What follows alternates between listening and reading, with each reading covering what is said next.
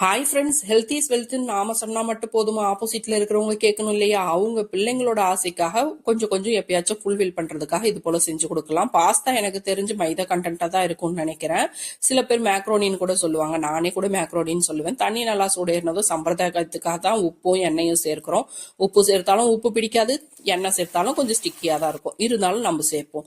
அதோட மேக்ரோனி கொதி வந்ததுமே போட்டு அதை நல்லா வேக வச்சு வடிச்சு பச்சை தண்ணி தெளிச்சு வச்சிருவோம். 1 table spoon oil, 1 table spoon நெய், பட்டர் இருந்தால் சேர்த்துக்கலாம், ரொம்ப சிறப்பு. அதோட 4 பெரிய பல்லு பூண்டு ஃபைன் சாப் பண்ணது நல்லா வதக்கி விட்டு ஒரு 3 நிமிஷம் ஆனதும் ஃபைன் சாப் பண்ண ஒரு பெரிய பல்லாரி வெங்காயம், சால்ட்டும் சேர்த்து நல்லா மிக்ஸ் கொடுத்து விட்டுடலாம். மேக்ரோனில என்னதான் உப்பு சேர்த்து வடிச்சாலும் உப்பு பிடிக்காது, அதனால இதில் அட்ஜஸ்ட் பண்ணி உப்பு சேர்த்துக்கலாம். அதோட நல்லா வதங்கி வந்ததும் பல்லாரி வெங்காயம் நல்லா வதங்கினதுமே நம்ம வந்து சீசனிங்காக சில்லி ஃப்ளேக்ஸ் ஆட் பண்ணி வச்சுக்கலாம். எவ்வளோ தேவையோ அவ்வளோ ஆட் பண்ணிக்கலாம். நல்லா மிக்ஸ் கொடுத்து விட்டுட்டு தனியாக வடிச்சு வச்சிருந்தோம் இல்லையா பாஸ்தா, அதை இதில் மிக்ஸ் பண்ணி விட்டுடலாம். பாருங்க, ஸ்டிக்கியாக தான் இருக்குது. தண்ணி தெளிச்சு வச்சிருந்தேன், பச்சை தண்ணி.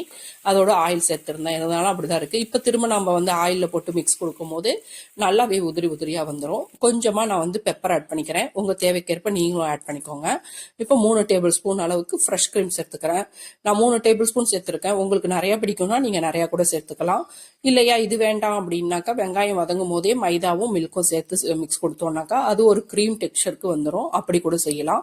1 டேபிள் ஸ்பூன் அளவுக்கு கருப்பு எள் வந்து நான் வந்து ட்ரை ரோஸ்ட் பண்ணி வச்சிருந்தேன் 2 நிமிஷத்துக்கு. அதையும் இப்போ மிக்ஸ் கொடுத்து விட்டுலாம். இந்த ஒயிட் கலர் பாஸ்தால கருப்பு எள் இருக்கிறது அழகா இருக்கும்.